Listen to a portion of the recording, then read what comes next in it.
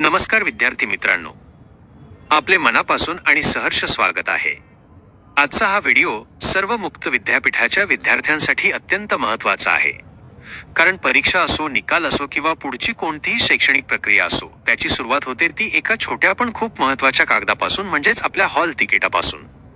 बऱ्याच वेळा विद्यार्थ्यांच्या मनात गोंधळ असतो की हॉल तिकीट नक्की कुठून काढायचे, कसे डाउनलोड करायचे, प्रिंट काढताना काय काळजी घ्यायची आणि त्यावर दिलेल्या सूचना नेमक्या काय सांगतात.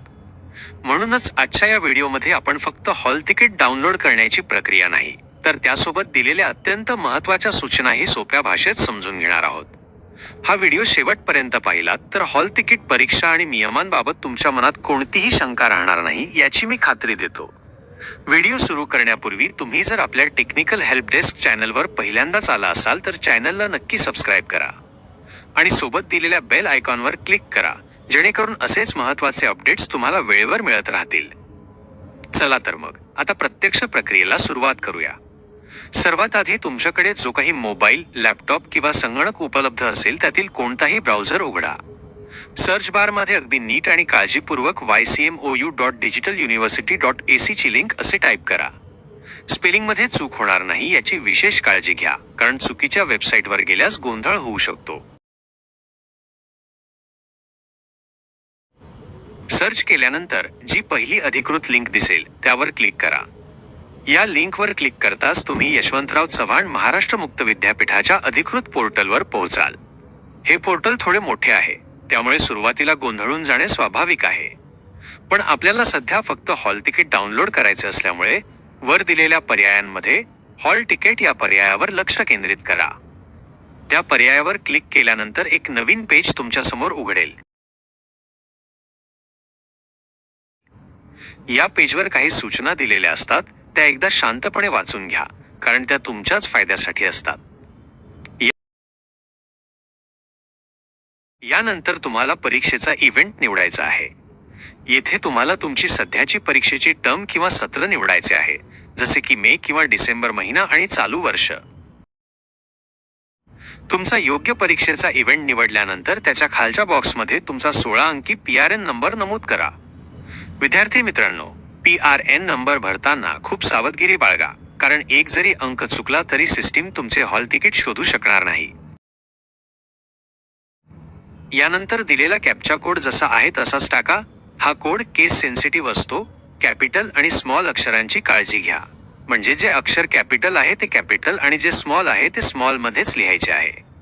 सर्व माहिती अचूक भरल्याची खात्री करा आणि त्यानंतर खाली दिलेल्या सर्च बटनावर क्लिक करा.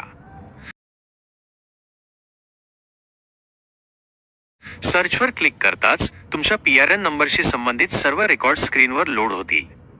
यामध्ये तुमचे पूर्ण नाव, तुमचा 16 अंकी PRN नंबर आणि तुमचा जो काही कोर्स किंवा शिक्षणक्रम आहे त्याचे नाव तुम्हाला तिथे स्पष्टपणे दिसेल. त्या माहितीच्या अगदी समोर तुम्हाला निळ्या रंगात डाउनलोड नावाची एक लिंक दिसेल. तिथे दिलेल्या डाउनलोड पर्यायावर क्लिक केल्यावर तुमचे हॉल तिकीट ओपन होईल. आता येथे एक अतिशय महत्त्वाची गोष्ट लक्षात ठेवा.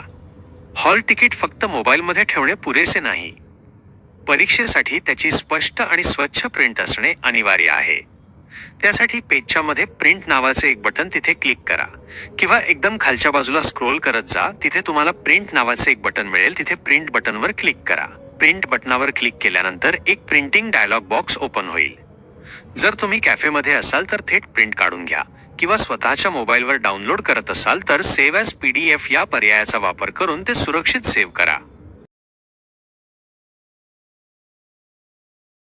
जेव्हा तुम्ही हे हॉल तिकीट डाउनलोड कराल तेव्हा त्यावरील काही माहितीची शहानिशा करणे खूप गरजेचे आहे. सर्वात आधी तुमचे नाव स्पेलिंगसह बरोबर आहे का ते नीट तपासा. तुमचा 16 अंकी PRN नंबर आणि तुमच्या कॉलेजचा कोड योग्य असल्याची खात्री करा. त्याचप्रमाणे तुमचे मराठीतील नाव, तुमचा रजिस्टर मोबाईल नंबर आणि ईमेल ID बरोबर आहे का ते पहा. हॉल तिकीटवर तुमच्या आईचे नाव आणि तुमची जन्मतारीख देखील दिलेली असते, ती सुद्धा एकदा पाहून घ्या. ही सर्व माहिती खूप महत्त्वाची आहे.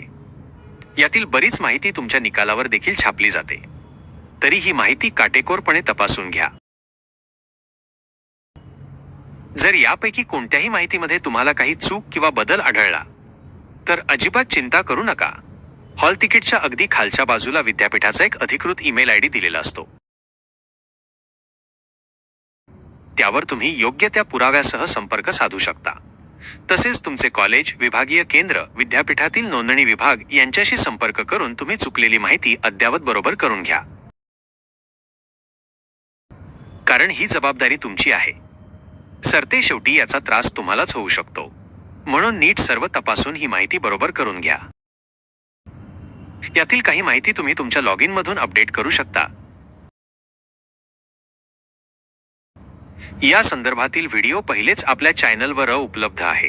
ते पाहून माहिती अपडेट करा. आता आपण हॉल तिकीटवर दिलेल्या अत्यंत महत्त्वाच्या सूचनांकडे वळूया.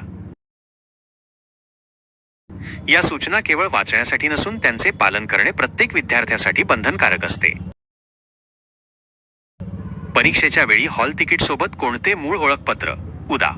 आधार कार्ड किंवा कॉलेज आयडी सोबत ठेवायचे आहे याची माहिती तिथे दिलेली असते.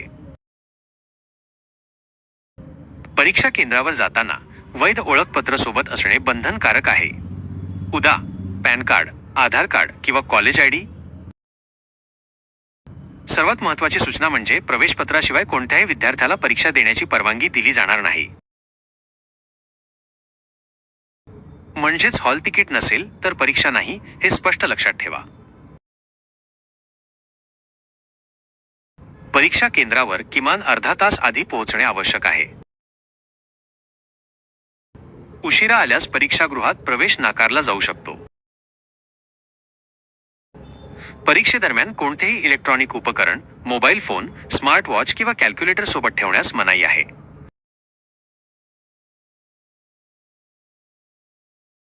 जर असे काही साहित्य आढळले तर विद्यार्थ्यावर नियमाप्रमाणे कठोर कारवाई केली जाऊ शकते. विद्यार्थी मित्रांनो, आता एक अतिशय महत्त्वाची सूचना. परीक्षेत गैरप्रकार, कॉपी किंवा शिस्तभंग केल्यास संबंधित विषयाचे किंवा सर्व विषयांचे गुण रद्द होऊ शकतात.